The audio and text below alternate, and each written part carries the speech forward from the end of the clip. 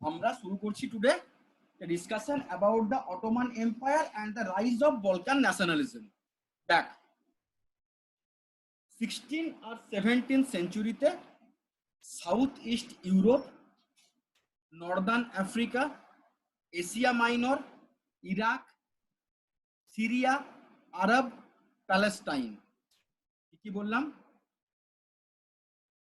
South eastern Europe, north Africa, Asia Minor, Iraq, Syria, Arab and Palestine, এই এত বড় একটা এরিয়াকে নিয়ে অটোমান তুর্কি এম্পায়ারটা ফরমেশন হয়েছিল।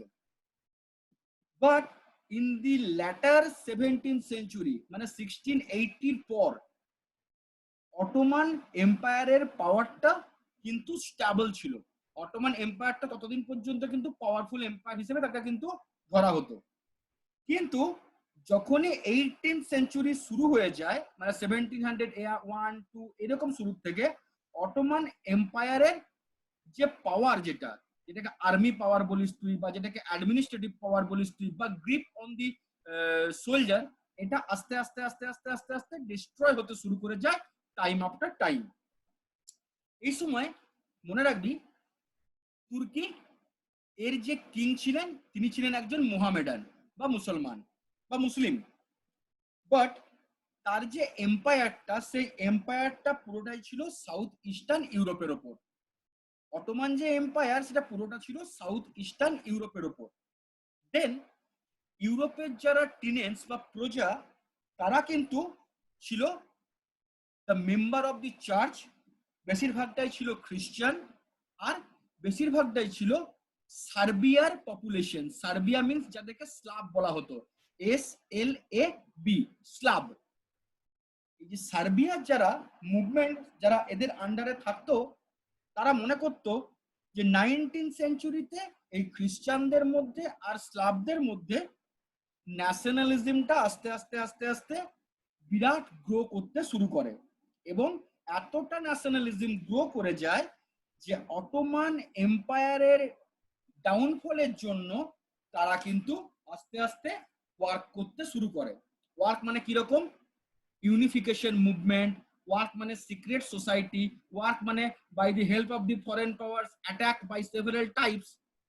এই সিস্টেম, এই সময়কালটাকে বলা হয়ে থাকে প্যান স্ল্যাব মুভমেন্ট। এই সিস্টেমটাকে বলা হয়ে থাকে প্যান স্ল্যাব মুভমেন্ট। এই সময় বলকান এরিয়া, বলকান এরিয়া মানে কোন এরিয়াটাকে বলা হচ্ছে বলকান এরিয়া? বলকান এরিয়া হচ্ছে Serbia, Montenegro, Romania, Hungary, Bulgaria, এই যে এরিয়াগুলোকে একসঙ্গে বলা হয়ে থাকে বলকান এরিয়া। এগুলো টোটাল ছিল eastern side of the Europe. Serbia, Montenegro, Romania, Bulgaria, Hungary, এই এরিয়াগুলোকে বলা হতো বলকান এরিয়া। এই এরিয়াগুলোতে এই তুর্কি এম্পায়ার বা অটোমান তুর্কি এম্পায়ারের এগেনস্টে একটা বিরাট রেভলিউশন এই সময় স্টার্ট হয়ে যায়। যে রেভলিউশনটা থেকে একটা বিরাট বড় নিজের সুযোগ খুঁজতে থাকে কে? রাশিয়া। বিকজ রাশিয়া মনে করতো একটা, যেটাকে বলা হচ্ছে রেড সি, এই রেড সির ওপর দিয়ে গিয়ে একটা, যেটাকে বলা হয় দার্দেনালি স্ট্রেট, মানে একদম আফ্রিকা পর্যন্ত, রেড সি থেকে আফ্রিকার দার্দেনালি স্ট্রেট পর্যন্ত রাশিয়া টোটাল ভূমধ্য সাগর, যেটাকে মেডিটেরেনিয়ান সি বলে, এটাতে পৌঁছানোর একটা বিরাট বড় পরিকল্পনা করে, প্ল্যান করে রাশিয়া, যে আমি রেড সি হয়ে একদম দার্দেনালি স্ট্রেট পর্যন্ত, মানে আফ্রিকা পর্যন্ত আমি ইজিলি পৌঁছে যেতে পারবো যদি আমি এই অটোমান তুর্কি এম্পায়ারটাকে ডাউনফল করে দিতে পারি। এই পরিকল্পনাটা, এই যে প্ল্যানটা রাশিয়া নিয়েছিল, এই প্ল্যানটার নাম হচ্ছে ওয়ার্ম ওয়াটার পলিসি। এই প্ল্যানটার নাম worm water policy. Because why Russia taken the warm water policy? Russia কেন ওয়ার্ম ওয়াটার পলিসি নিল? বিকজ রাশিয়ার পিছনে একটা কারণ ছিল। বেশিরভাগ, প্রায় 8 to 10 month of the time, Russian all transport and communication which is depends on the water bodies of them, যেটাকে ওয়াটার ট্রান্সপোর্ট বা ওয়াটার ওয়েজ বলা হয়ে থাকে, সেটা পুরোটা ব্লকেড থাকতো, বিকজ রাশিয়াতে একটা হেভি স্নোফল হয়, তার জন্য পুরো ওয়াটার বডিটা ফ্রিজিং পয়েন্টে গিয়ে জমে থাকতো, তাই রাশিয়া ওটা ইউজ করতে পারতো না। একটা হিউজ লস রাশিয়ার। তাই রাশিয়া এই ওয়ার্ম ওয়াটার পলিসি নিয়ে রাশিয়া ভেবেছিল কি, রাশিয়া যদি এই রেড সি হয়ে দার্দানালি স্ট্রেট পর্যন্ত এই ওয়াটারটাকে যদি রাশিয়া ক্যাপচার করতে পারে, রাশিয়ার ওয়াটার ট্রেডটা কিন্তু অনেক ইজিলি পেন্ট করবে, অনেক ইজিলি চলতে থাকবে। এমন সময় এটা ছাড়াও রাশিয়ার কিছু এটা ছাড়াও রাশিয়ার কিছু সিমিলার মাইন্ড ছিল। কিরকম মাইন্ড? রাশিয়া মনে করত যে অঞ্চলটা তুর্কি অ্যাডমিনিস্ট্রেশনের কন্ট্রোলে ছিল, কোনটা? Byzantine Empire. বাইজান্টাইন এম্পায়ারটাকে রাশিয়া ক্যাপচার করতে চেয়েছিল এবং বাইজান্টাইন এম্পায়ারটাকে ক্যাপচার করে পুরো কনস্ট্যান্টিনোপলকে রাশিয়া নিজের প্রিজার্ভে আনতে চেয়েছিল। পুরো বাইজান্টাইন এম্পায়ারকে রাশিয়া ক্যাপচার করে কনস্ট্যান্টিনোপলের ওপর নিজের পাওয়ারটাকে এস্টাবলিশ করতে রাশিয়া চেয়েছিল। রাশিয়া এই যে একটা রাশিয়ার প্ল্যান, যে প্ল্যানটা ইউরোপের পলিটিক্যাল আর ইউরোপের অ্যাডমিনিস্ট্রেটিভ কন্ডিশনটাকে ডিস্ট্রয় বা রুইন করতে পারত, এইরকম একটা পজিটিভ অ্যাটিটিউডকে বলকান ন্যাশনালিজম হিসাবে ধরে নেওয়া হয়। ঠিক, এটাকেই বলা হয়ে থাকে বলকান ন্যাশনালিজম। কারণ রাশিয়া নেপোলিয়নের পলিসি নিয়েছিল কি, যে তোমাকে যে ক্যাপচার করে রেখেছে তার এগেনস্টে রেভলিউশন করো, নিজে ফ্রি হয়ে যাও, তারপরে আমি তোমাকে ক্যাপচার করে নেব, জাস্ট লাইক দ্যাট। কিন্তু এই যে বাইজান্টাইন এম্পায়ার বা কনস্ট্যান্টিনোপল বা ওয়ার্ম ওয়াটার পলিসিতে রাশিয়া যদি সাকসেস পেয়ে যেত, তাহলে হোল ইউরোপের উপর রাশিয়ার একটা অ্যাবান্ডান্ট পাওয়ার চলে আসতো, একটা অ্যাডিকুয়েট পাওয়ার রাশিয়া ক্যাপচারে চলে আসতো, যেটা অন্যান্য ইউরোপিয়ান পাওয়ারসের কাছে গ্রেট থ্রেট বা চ্যালেঞ্জ হয়ে যেত। এই জন্য রাশিয়া এইরকম প্ল্যান করলে ইংল্যান্ড, অস্ট্রিয়া, ফ্রান্স, এইরকম বড় বড় যে ইউরোপিয়ান পাওয়ারগুলো আছে, তারা নিজের জন্য, কারো জন্য নয়, কিন্তু নিজের স্বার্থে রাশিয়াকে প্রোটেক্ট করার জন্য এগিয়ে আসতে শুরু করে। এরপর বলকান ন্যাশনালিজমের পিরিয়ডটা লিখে রাখতে পারিস তোরা। বলকান ন্যাশনালিজমের পিরিয়ডটা হচ্ছে 1815 থেকে 1830 পর্যন্ত। 1815 থেকে 1830 পর্যন্ত। এই 1815 থেকে 30 এই পিরিয়ডটার মধ্যে দুটো ইম্পর্টেন্ট ইনসিডেন্ট এভার সিন হয়েছিল। দুটো ইম্পর্টেন্ট ইনসিডেন্ট। এক, Serbia self administration, self government acquire করতে পসিবল হয়ে গিয়েছিল, সাকসেসফুল হয়ে গিয়েছিল।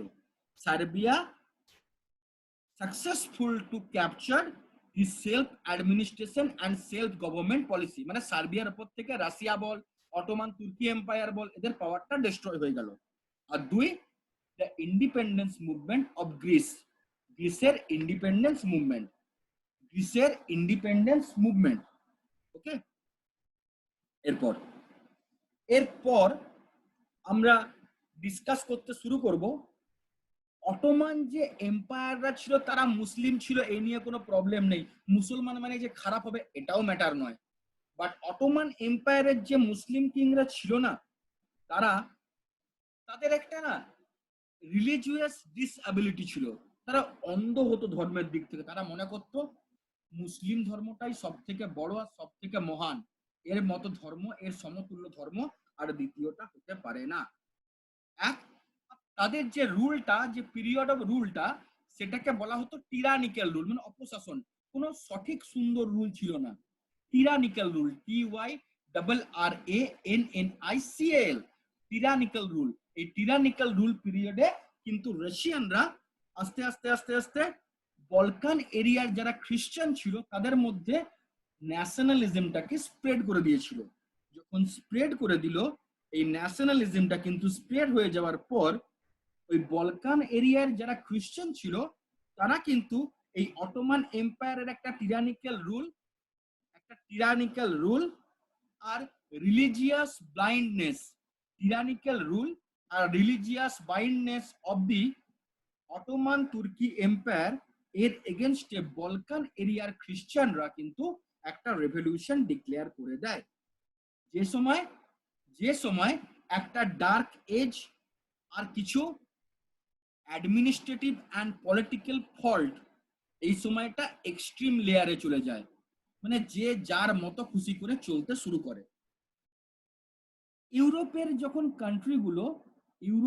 কান্ট্রিগুলো আস্তে আস্তে যখন নেপোলিয়নের সঙ্গে ওয়ারে যখন ব্যস্ত হয়ে আছে, they are busy to fight with the Napoleon, such as England, such as Austria, such as Spain, Portugal, Romania, এই সমস্ত কান্ট্রিগুলো তখন 1804 পিরিয়ডটা হচ্ছে 1804, তখন কিন্তু সার্বিয়া মুভমেন্ট শুরু করে দেয়।